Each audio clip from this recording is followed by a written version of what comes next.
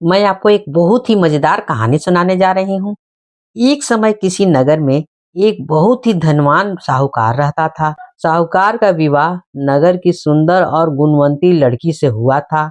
एक बार वह अपनी पत्नी को लेने के लिए बुधवार के दिन ही ससुराल चला गया और पत्नी के माता पिता से विदा कराने के लिए कहा।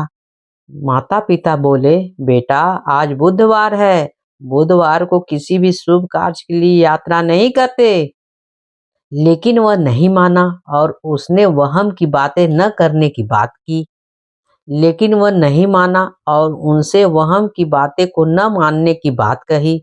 इसके बाद दोनों ने बैलगाड़ी में यात्रा शुरू कर दी।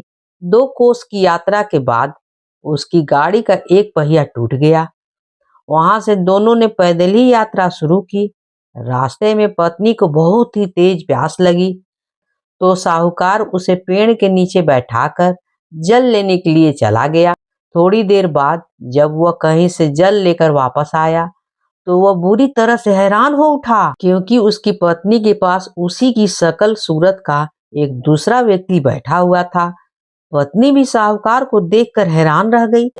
वो दोनों में कोई अंतर नहीं कर पाई। साहूकार ने उस व्यक्ति से पूछा, तुम कौन हो और मेरी पत्नी के पास क्यों बैठे हो? साहूकार की बात सुनकर उस व्यक्ति ने कहा, अरे भाई, यह मेरी पत्नी है। मैं अपनी पत्नी को ससुराल से विदा कराकर ले आया हूँ। लेकिन तुम कौन हो जो मुझसे ऐसा प्रश्न पूछ रहे हो? साहूकार ने चिल्लाते हुए कहा, तुम जरूर कोई चोर या ठग हो। यह मेरी पत्नी है। मैं इसे पेड़ के नीचे बैठाकर जल लेने के लिए गया था। इस पर उस व्यक्ति ने कहा, अरे भाई, झूठ तो तुम बोल रहे हो। पत्नी को प्यास लगने पर जल लेने के लिए तो मैं ही गया था। मैं तो जल लाकर अपनी पत्नी को पिला भी दिया है। अब तुम चुपचाप यहाँ से चलते बनो, नहीं तो किसी सिपाही को बुलाकर तुम्हें पकड़वा दूंगा, समझे? दोनों एक दूसरे से लड़ते रहे। उन्हें लड़ते देखकर बहुत लोग वहां पर इकट्ठे हो गए। नगर के कुछ सिपाही भी वहां आ पहुंच गए। सिपाही उन दोनों को पकड़कर राजा के पास ले गए। सारी कहानी सुनकर राजा भी कोई निर्णय नहीं ले पाए। पत्नी भी उन दोनों में से अपने वास्तविक पति को नहीं पहचान पा रही थी। राजा ने उन दोनों को कारागार में डाल देने को कहा। राजा के फैसले को सुनकर असली साहूकार भयभीत हो उठा। फिर आकाशवाणी हुई, साहूकार, तूने माता पिता की बात नहीं मानी और बुधवार के दिन अपनी ससुराल से प्रस्थान किया। यह सब भगवान बुद्ध देव की प्रकोप से हो रहा है, समझे? साहूकार ने भगवान बुद्ध देव से प्रार्थना की, हे भगवान बुद्ध देव, मुझे क्षमा कर दीजिए। मुझसे बहुत बड़ी गलती हुई है। भविष्य में अब कभी बुधवार के दिन यात्रा नहीं करूंगा और सदैव बुधवार को आपका व्रत किया करूंगा। साहूकार की प्रार्थना से प्रसन्न होकर भगवान बुद्ध देव ने उसे क्षमा कर दिया।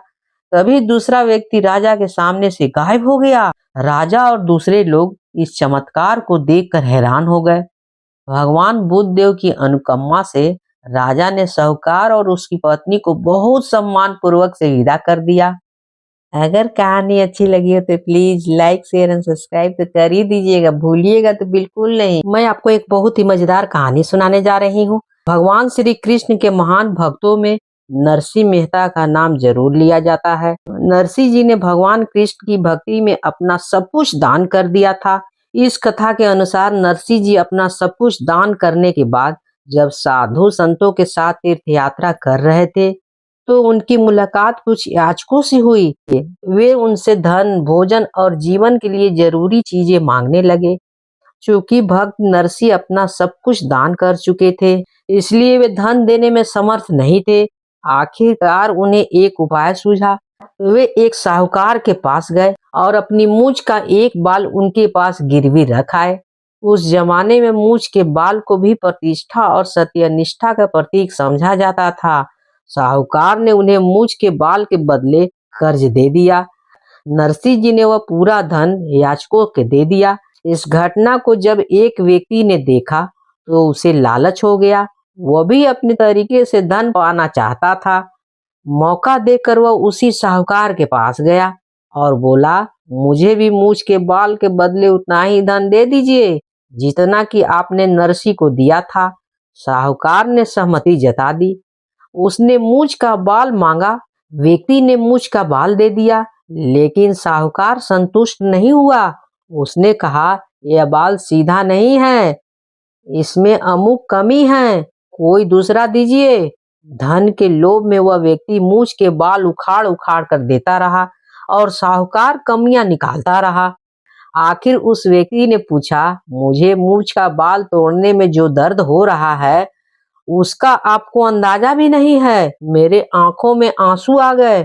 साहूकार ने कहा, मित्र, तुम्हारी मूछ का बाल इस योग ही नहीं है कि मैं उसे गिरवी रखकर एक फूटी कौड़ी दे दूं। मैंने नरसी को भी इसी तरह परखा था, परंतु उसने अपनी तकलीफ की परवाह नहीं की। उसके लिए तो याचकों का भाव ही सबसे बड़ा दर्द था, इसलिए मैंने उसके मूछ के बाल के बदले धन दे दिया। जिसमें दीन दुखी के लिए इतना समर्पण हो, उसे मानव ही नहीं बल्कि ईश्वर भी इनकार नहीं कर सकते। समझे?